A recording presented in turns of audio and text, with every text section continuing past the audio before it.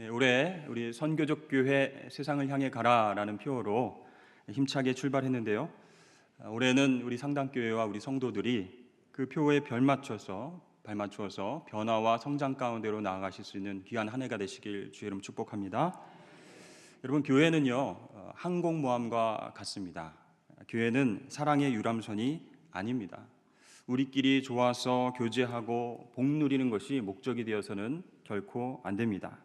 우리 성도 한 사람 한 사람이 전투기가 되어서 항공모함인 교회에서 훈련받고 예배드리고 성령의 기름도 채워놓고 그렇게 해서 유사시에 바로 출격해서 영적 전쟁에서 승리하는 것을 목적으로 삼아야 됩니다.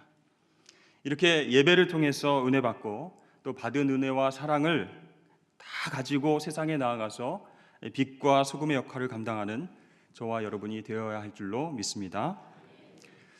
저도요, 개인적으로 올 한 해에 많은 변화와 성장을 꿈꾸고 있습니다. 건강관리에 대해서 심각하게 생각을 하면서요, 작년 11월부터 음식 조절과 운동을 병행해서 체중을 감량을 했습니다. 그동안 음식을 아예 안 먹은 것이 아니고요, 탄수화물과 지방과 당, 그것은 피하고 그 좋아하는 밀가루 음식도 안 먹고 이별하고 단백질 위주의 식사를 했습니다. 그러면서 이제 물을 많이 먹으면서 운동을 했더니 지금까지 7kg가 감량이 됐습니다. 여러분 부럽죠? 여러분 no pain, no gain입니다. 고통이 없이는 얻는 것이 없다, 이런 말이 있죠. 그렇게 했고요. 또 올해는 시간 관리와 자기 관리를 통해서 하루의 우선순위를 정하고 좀 허비하는 시간이, 낭비하는 시간이 없도록 해야 되겠다 생각을 했습니다. 그래서 말씀과 기도에 집중하는 한 해가 되려고 노력하고 있습니다. 여러분들도 새해를 맞이하여서 새롭게 계획과 또 소망들을 가지고 계실 텐데요. 단순히 계획에 머무는 것이 아니라 또 다짐으로만 끝나는 것이 아니라 열매를 맺으실 수 있는 한 해가 되시기를 축복합니다. 오늘 본문 말씀을 보면 이 왕이신 예수님의 오심을 준비하는 세례 요한의 이야기가 나오고 있습니다. 이 세례 요한은요, 메시아이신 예수님의 길을 예비하면서 이 유대인들과 이방인들, 그들 인생 모두에게 새 출발의 기회를 주려고 소리 높여서 외치고 있습니다. 근데 여기서 놀라운 것은요, 왕이신 예수님을 맞이하고 예비하는 역할이 세례 요한에게 주어졌다는 것입니다. 그동안 하나님의 역사는 예루살렘 성전과 지도자들, 즉 기존의 종교 질서를 통해서 이루어졌습니다. 그런데 하나님께서 이제 그 정통 라인을 완전히 깨뜨리시고 세례 요한을 쓰셨다는 것입니다. 예를 들자면 야구 경기 중요한 9회 말 타선입니다. 역전할 수 있는 아주 중요한 타이밍인데 감독이 의외의 선수를 기용하는 겁니다. 잘 치는 4번 타자가 나와야 할 텐데 모두가 보기에 이 사람은 아닌데 싶은 그런 의외의 선수를 기용한 것과 같은 것입니다. 그래서 오늘 본문 4절 말씀에 보면 세례 요한을 어떻게 묘사하냐면 낙타털옷을 입고 허리에는 가죽 띠를 띠고 메뚜기와 석청을 먹었다, 이렇게 묘사하고 있습니다. 굉장히 웰빙 생활을 했네, 이런 것이 아니라 이것은 세례 요한이 당시의 종교적인 정통 라인을 따르고 있지 않다라는 것을 보여주고 있는 것이죠. 그런 그가 이 광야 빈들에서 외칩니다. 회개하라, 천국이 가까웠다. 그렇게 외칠 때에 놀라운 일들이 벌어졌습니다. 예루살렘과 온 유대와 요단강 사방에서 수많은 무리들이 다 요한에게로 나와서 죄를 자복하고 세례를 받게 됩니다. 당시 종교 지도자들이 이 현상을 보고 어떤 마음이 들었을까요? 많은 사람들이 자신들의 율법 강론 시간에는 한 명도 안 옵니다. 그런데 가기에도 불편한 빈들 광야로 우르르 몰려가서 거기에서 세례 요한에게 감동을 받고 세례를 받습니다. 자존심이 많이 상했겠죠. 그래서 그들은 이후에 예수님에게도 집요하게 이런 질문을 합니다. 당신은 무슨 권위로 이런 일을 행하는가? 어느 종파 출신인가? 어떤 랍비에게 배웠는가? 요즘 말로 하면요, 당신 어떤 신학교 나왔습니까? 학위는 무엇이 있고 어떤 교회에서 사역을 해왔습니까? 이렇게 묻는 것과 같은 거예요. 여러분, 사람이 만든 시스템이 중요한 것이 아니라는 것이에요. 하나님께서는요, 명함만 갖고 있는 종교 지도자들을 사용하지 않으시는 것을 보게 됩니다. 하나님께서는 영적 순수함을 잃어버리고 자신의 이름을 내세우려고 하는 교만한 사람들을 통해서 역사하지 않으셨어요. 오히려 겸손히 하나님 앞에 엎드리고 기도하면서 사명을 묵묵하게 감당하는 그 하나님의 사람, 그 한 사람, 그 사람을 쓰시는 것입니다. 목사, 장로, 권사 이런 명함이 중요한 게 아닙니다. 그 당시에는요, 대제사장도 있었고요, 성전도 있었지만 하나님의 말씀이 빈들로 광야로 떨어졌다라는 것을 우리는 기억해야 할 것입니다. 18세기 말 영국 국교회는 텅텅 비어져 갔습니다. 그런데 사람들이 빈들에서 설교하는 요한 웨슬레에게 몰려갔습니다. 2만 명, 3만 명이 몰려들어서 그곳에서 복음을 듣고 회개하는, 그래서 성령을 체험하는 역사가 일어났습니다. 그러나 안타깝게도 그곳에 영국 국교의 지도자들은 모습을 보이지 않았습니다. 고린도전서 1장 27절과 29절까지 말씀을 우리가 함께 읽어보겠습니다. 시작. 그러나 하나님께서 세상에 미련한 것들을 택하사 지혜 있는 자들을 부끄럽게 하려 하시고 세상의 악한 것을 택하사 강한 것들을 부끄럽게 하려 하시며 그래서 세상의 천한 것들과 멸시받는 것들과 없는 것들을 택하사 있는 것들을 폐하려 하시나니 자랑하지 못하게 하려 하심이라. 아멘. 사랑하는 여러분, 우리가 모태신앙 자랑할 것 없습니다. 어느 신학교 나온 거 자랑할 것 없습니다. 어느 직분을 맡았는지 얼마나 오래 봉사했는지 자랑할 것 없습니다. 그저 겸손하게 묵묵히 하나님의 사명을 감당한다면 우리의 감독 되신 하나님께서 우리를 적재적소에 기용하실 줄로 믿습니다. 세례 요한은요, 광야에서 외치면서 이사야 40장 말씀을 인용하면서 이야기합니다. 회개하라, 천국이 가까이 왔다. 이 소리를 듣고요, 많은 무리들 가운데 두 부류로 나뉘어서 반응을 하고 있습니다.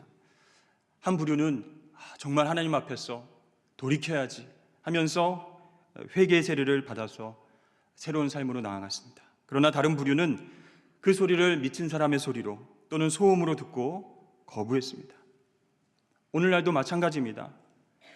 강단에서 회개하십시오, 천국이 가까웠습니다, 복음을 선포하고 있음에도 불구하고 그 말씀에 반응하는 사람과 반응하지 못하는 사람이 나뉘어진 것과 같습니다. 그렇습니다. 어떤 소리에 우리가 민감하게 반응하느냐가 중요합니다. 세상에 여러분 얼마나 많은 소리가 있습니까? 무슨 물건을 사라는 소리도 있고요, 어디가 맛집이니 가서 꼭 먹어봐라 이런 소리도 있고요, 건강에는 이 음식이 좋으니까 반드시 구입해야 한다는 소리, 어디 가서 무엇을 해야지 성공해야 된다는 소리, 누굴 만나야 어떤 노하우를 받아야 부자가 된다는 소리 등등 무심코 들려오는 많은 세상의 소리에 우리가 다 반응하면서 영향을 받게 되면 어떻게 될까요? 우리가 하나님의 백성일지라도 인간의 시스템 속에 종속되게 되는 것입니다. 그러나 성령의 소리에 우리가 민감하게 반응하면서 살아가면 하나님께서 죄를 깨닫게 해주시고 매 순간 새롭게 출발할 수 있도록 도와주실 줄로 믿습니다. 그렇게 되면 우리의 삶은 하나님의 지배 아래에 살게 되는 것이에요. 그래서 두 가지의 소리에 어떻게 반응하느냐에 따라서 우리의 인생이 질적으로 크게 달라진다는 것입니다. 그렇습니다. 오늘 말씀을 통해서 성령께서는 우리의 외적인 조건보다는 우리의 내면과 영성이 천국 백성의 합당한 상태로 변하길 원하셔서 지금도 계속 말씀하고 계세요. 지금도 광야에서 외치는 소리같이 성령 하나님께서 우리에게 음성을 들려주고 계시고 도전하고 계십니다. 회개가 필요하다고, 돌이키는 것이 중요하다고 이렇게 말씀하세요. 그 음성에 우리 모두가 반응하실 수 있기를 축복합니다. 그러면요, 우리가 세상의 소리가 아닌 성령의 소리를 어떻게 우리가 분별할 수가 있겠는가? 어떻게 잘 들을 수 있겠는가? 많은 소리들 속에서 그 중에 어떤 것이 과연 성령의 소리, 광야에서 우리에게 외치는 소리, 하나님의 음성이 될 수 있을까? 정말 종교 지도자도 많고 목사님들도 많은 이 시대 가운데에서 어떤 메시지가 정말 성령의 음성으로 우리에게 다가올 것인가? 제가 다니던 초등학교 앞에 문방구 주인 아주머니가 계셨는데요. 그분은 말을 못 하시는 분이었습니다. 그런데 그 남편분도 말을 못 하시는 분이에요. 언젠가 문방구에 갔는데 그 두 분이 대화하는 것을 보게 되었습니다.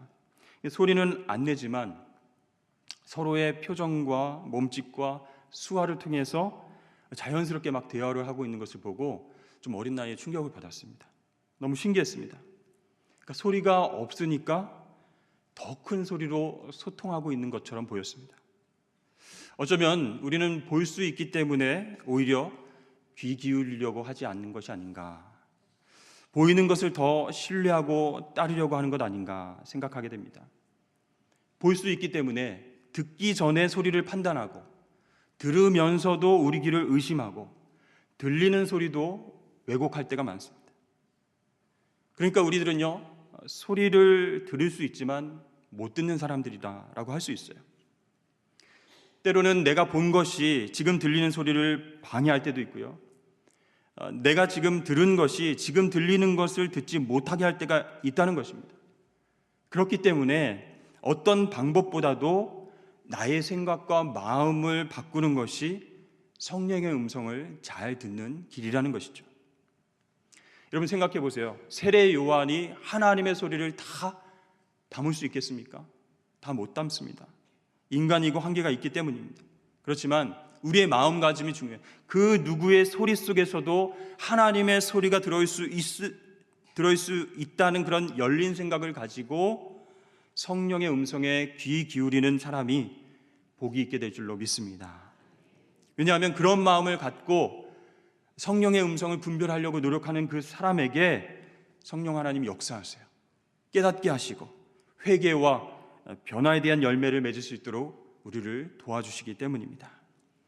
사랑하는 여러분, 회개하라, 천국이 가까웠느니라, 이 성령의 음성이 새해를 맞이하는 우리의 가슴과 영혼을 울리게 되길 축복합니다. 세상의 많은 소리들 속에서 이리저리 흔들리지 말고 나의 영혼을 잔잔하게 울리는 성령의 소리가 있을 때에 무조건 반응하십시오. 그러면 회개와 변화라는 하늘의 복이 우리에게 임하게 될 줄로 믿습니다. 세례 요한이요, 광야에서 이렇게 외칠 때에 사방에서 유대인과 이방인과 세리와 군인들, 또 바리새인과 서기관들, 사두개인들이 몰려들었습니다. 왜 이렇게 인기가 좋았을까요? 목청이 정말 크고 좋아서 그 많은 사람들이 몰려갔을까요? 또는 복장과 먹는 음식이 좀 특이해서 한번 구경해보자라고 사람들이 몰려갔을까요? 아니었습니다. 그 당시 사람들은요, 메시아 대망사상을 갖고 있었습니다. 이 말라기 선지자 이후에 400년 동안 침묵시대가 계속되면서 언젠가 메시아가 오셔서 우리를 해방해 주실 것이다 라고 하는 그 기대감, 메시아를 기다리는 사상이 모든 백성들에게 퍼져 있었다는 것이죠. 우리 말라기 4장 5절 6절 말씀을 보시면요, 이렇게 나와 있습니다. 보라, 여호와의 크고 두려운 날이 이르기 전에 내가 선지자 엘리야를 너에게 보내리니 그가 아버지의 마음을 자녀에게로 돌이키게 하고 자녀들의 마음을 그들의 아버지에게로 돌이키게 하리라. 돌이키지 아니하면 두렵건대 내가 와서 저주로 그 땅을 칠까 하노라 하시니라. 그러니까 선지자 엘리야가 와서 자녀들의 마음을 돌이키게 하겠다, 회개하게 하겠다라는 말씀을 유대인들이 알고 있었다는 거죠. 또 하나, 에스겔 36장 말씀을 한번 보여주시죠.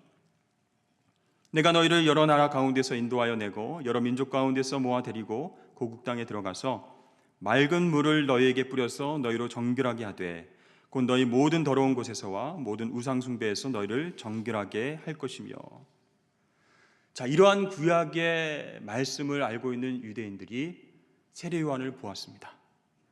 그의 말을 들었습니다. 그가 선포하는 메시지를 들었습니다.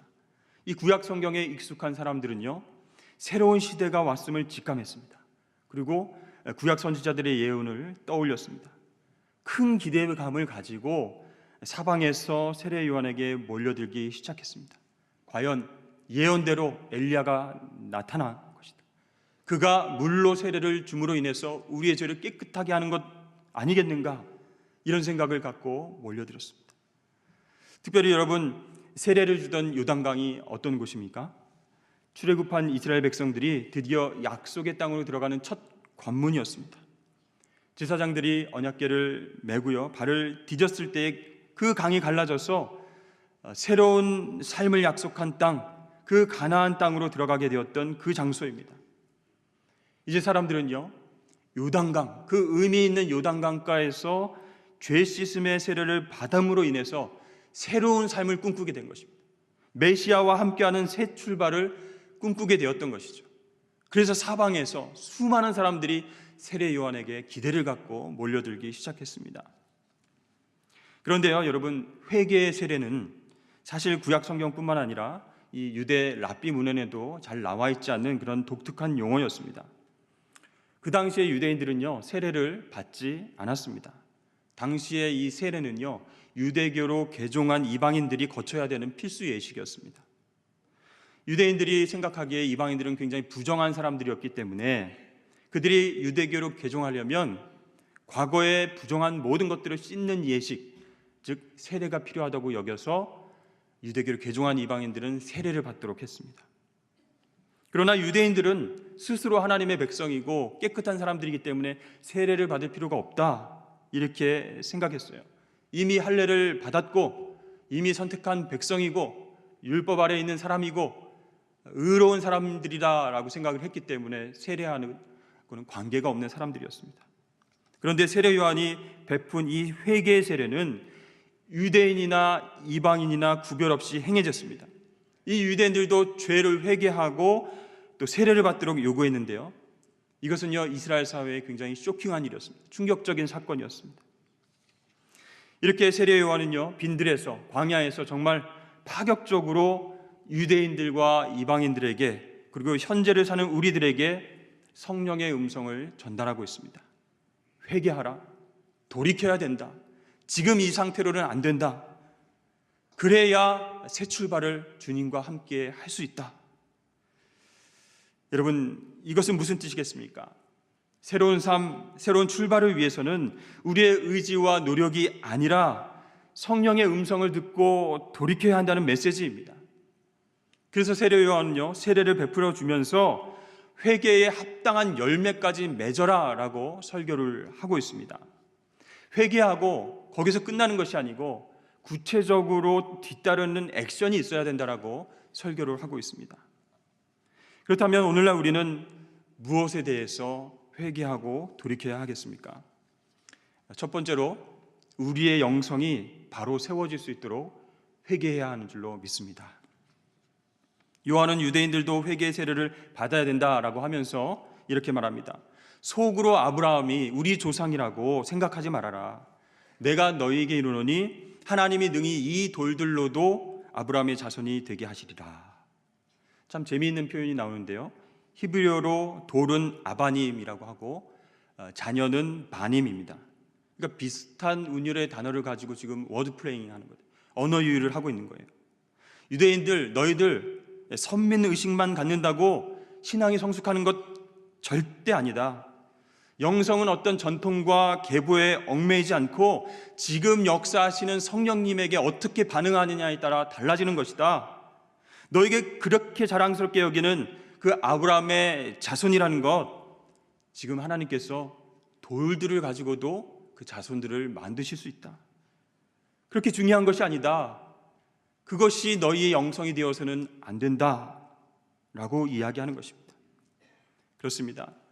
지금까지 우리가 쌓아왔던 영적인 어떤 경험들과 전통들, 계통, 족보, 이것들이 오히려 우리 영성을 방해할 수 있다는 것입니다. 지금 여기에서 살아계신 성령님의 음성을 듣지 못한다면 그것이 아무런 소용이 없게 된다는 것입니다. 물론 우리가 몇 대째 신앙에 그런 귀한 내력이 있는 건 너무 감사한 일입니다. 그러나 오직 그것이 우리의 영성의 성숙도를 가늠하는 척도가 되지는 않는다는 것입니다.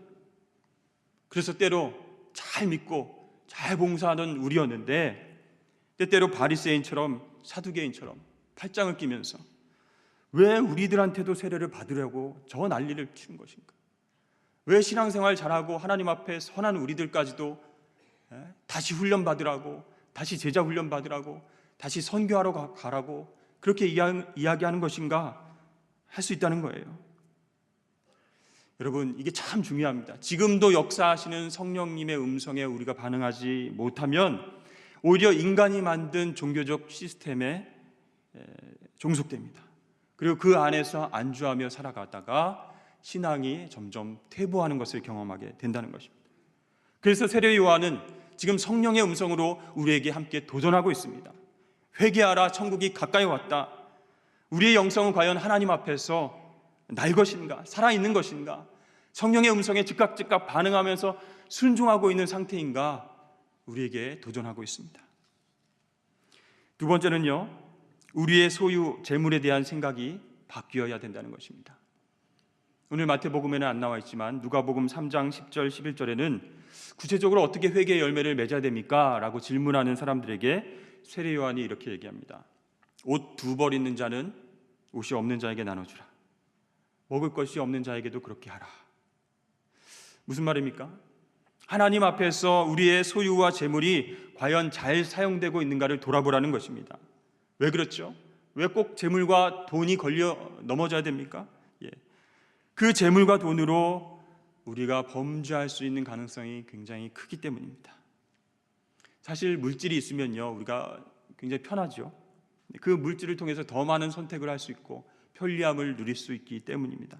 그러나 자기만을 위해서 이기적으로 욕심으로 그 재물을 쌓고 소외되고 힘든 가난한 이웃들을 돌보지 않는다면 그것이 회개할 부분이라는 것입니다. 세상에 소금이 되어라 라고 하는 주님의 말씀을 지금까지 잘못 이해해서 정말 짠돌이가 되고 짠순이가 되어서 베풀지 못하고요, 조금의 지출만 있어도 막 점점 벌벌 떠는 그런 그리스도인으로 살고 있지는 않는지 돌아봐야 한다는 것입니다. 그렇다고 교회에서 대출해주고 보증도 서주고 돈을 마음껏 빌려주라, 그런 얘기는 결코 아닙니다. 재물을 바라보는 우리의 가치관이 달라져야 한다는 얘기입니다. 우리가 재물을 바라보면서 청지기적 사명을 감당할 때 그 재물을, 물질을 객관적으로 바라볼 수 있게 되고 하나님이 기뻐하신 일에 쓰게 될 줄로 믿습니다. 그렇게 훈련받지 않으면 그것이 우상이 되어서 더 큰 죄악으로 무너질 수 있기 때문에 세례 요한은요, 성령의 음성으로 거기 모인 모든 사람들에게 회개의 열매 중에서 재물에 대한 그런 심판을 경고하고 있는 것입니다. 세 번째로는요, 우리가 가진 권력에 대해서 회개해야 됩니다.